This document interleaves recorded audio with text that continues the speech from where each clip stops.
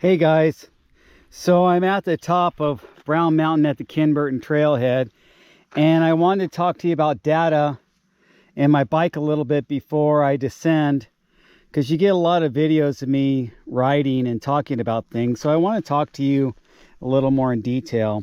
Now, this is the data received on my Polar heart rate monitor watch. It's running right now. Well, I can't really show it. Let me see if I can pull this up.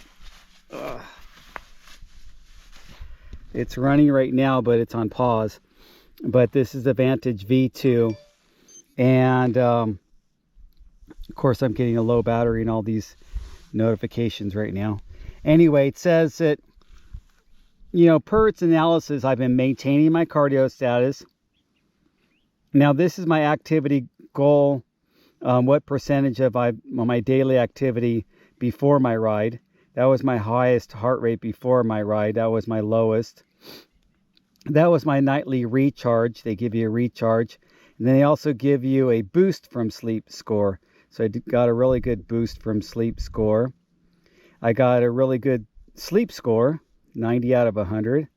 I got 9 hours and 14 minutes of sleep. That it might have gone over a little bit because sometimes it waits till I turn it off and tell it I'm awake. And then that was my lowest heart rate while I was sleeping, which is kind of high. Sometimes, usually it gets to the low 50s. And so here's a little bit more details with my Garmin, where I'm at. My current heart rate, that's the percentage of my max heart rate, what I'm at right now. How many calories I burned, what distance I've gone. I've only gone 6.5 miles really, but I'm already at almost 2,888 elevation, which means, and this kind of gives you perspective, I've climbed 1892, and then again here I'm at 2,088 elevation. So I'm getting ready to descend, and I just wanted to show you a little bit of update on my data, my stats, and then my bike. I talked a little bit about my bike and posted up the other day on social media about the updates. And this is the update I've done, which is these new XTR cranks. And I had to pair them with that Black Spire Snaggletooth chainring because it's a single speed. And as you know, the XTR comes with the 12-speed chainring that only works well with Shimano's 12-speed chain. And as a single speed, I'm not going to use a 12-speed chain. And then that's paired up with that Boone titanium cog. That's a 32, in case you guys are wondering. Well, it's a 32 front and a 22 rear. And then if you see my past videos, you know I'm really a big fan of Stan's rims, and I'm using Stan's Baron carbon rims, which are 35 millimeter internal width. And that's with that Onyx hub, with a single speed specific hub. So it's not as wide in the free hub body there. It only has room for a single speed, but therefore it's wider spaced flanges and makes for a stronger, stiffer wheel. And then in the front, I just had a Hadley hub, so I put the Hadley hub in front. And the Fox 34, I've had that since I got this frame and built it up.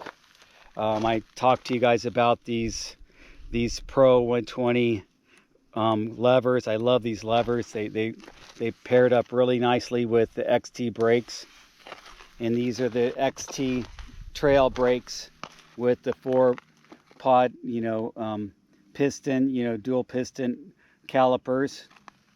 And I especially need the dual piston when I'm only running 160 rotors. I should probably go to 180, but I've kept everything 160 for a long time and I haven't switched.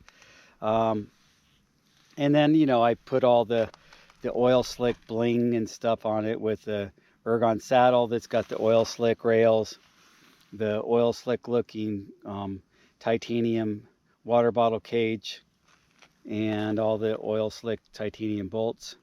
And then the pedals are the XTR pedals, same the same as the XTR crank, same. I have the older XTR pedals on my other bike. So that's how she sits. And of course I've got the NV cockpit with the NV stem and handlebars, and I really like the NV. NV has a nice back sweep, if you can kind of notice that. And I like the 31.8 bars. I just feel like you get a little bit of comfort out of those bars.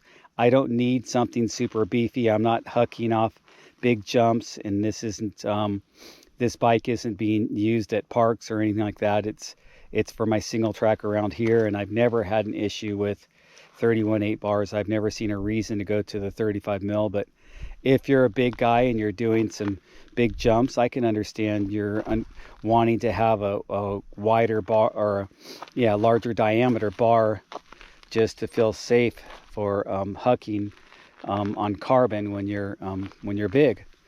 So anyway, that's how it sits right now. And and I updated the headset and the bottom bracket to the Cane Creek Hellbender stuff. Cane Creek's got a solid rep. They make great bearings, and I figured since I'm gonna go ahead and switch the cranks, I would get a new bottom bracket. I needed a new bottom bracket because the other cranks I had a 30 millimeter spindle, and so I needed to get a bottom bracket for the 24 millimeter spindle of Shimano. And I think that's a better setup for single speed, honestly.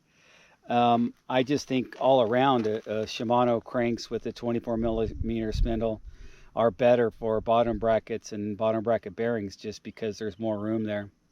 Anyway, that's another video to talk about that. So just showing you my data.